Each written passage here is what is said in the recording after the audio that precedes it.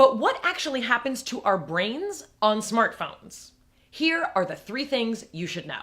Number 1, convenience plus distraction equals phone madness. The simple fact that our phones exist means that distractibility is literally a constant heartbeat away. This draws our attention away from things in ways that we may not even fully comprehend. For example, one scientific study showed that people messed up on cognitive tasks the closer their cell phones were to them, even if they didn't consciously think they were being distracted by them. The subjects who had their phones closest to them did the worst on these cognitive tasks, and the people who did the best had their cell phones in another room. In another study, subjects whose phones kept giving them alerts but weren't allowed to check them had increased blood pressure and all of these other weird physiological measures that indicated anxiety. The take-home message is, there is such a thing as the unconscious, and it knows where your phone is.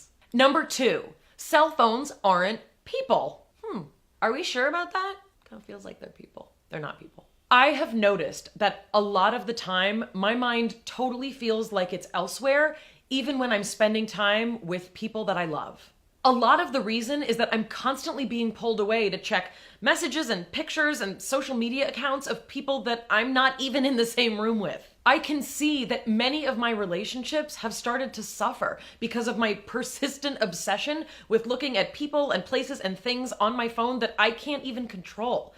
My kids have pointed out that my phone use has increased. I've started using my phone at the dinner table and they have to remind me to turn it off. The thought that external forces can be negatively impacting my relationships is really freaking me out. The take-home message has to be, people in your life in person have to be more interesting than the people on our phones. Number 3, the Google effect. Even though having a phone feels like you have all of this information constantly accessible to you right at your fingertips, sociologists are actually finding that thinking that information is constantly available to you actually makes you less likely to consciously remember information. This is called the Google effect, and the basic premise is, the more you think that you can Google information, the less your brain has to work towards internally encoding it as part of your knowledge. So if you want to look up what year the Spanish Civil War was, knowing that you can Google it is a totally different brain process than knowing that you need to look that information up and have it as part of your brain,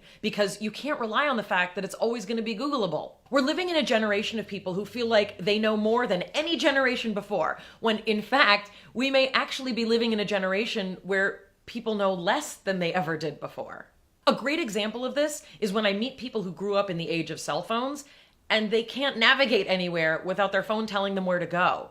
For those of us who grew up with maps and needing to remember where we went without looking it up on a phone, our hippocampus had to work really hard to remember that information. People who grow up with phones and a disembodied voice telling them where to go are not encoding that information into the region of the brain responsible for mapping the world. Take-home message, you still need to learn things and retain them. You're not a robot. I don't mean to sound like a big anti-cell phone meanie, like put away your phone. Why are you looking at your phone? Go outside and play, put that phone down. But I do think it's time to take a good hard look at the way our lives have changed because of phones. We also need to assess whether or not we need to make some shifts. I know that I do. Since trying to make these shifts, my kids have noticed that I'm on my phone less. And I want to start doing more things, like leaving my phone at home when otherwise I'd have it in my pocket. I want to go to restaurants and not feel like I'm constantly going to be pulled away from whatever on my phone.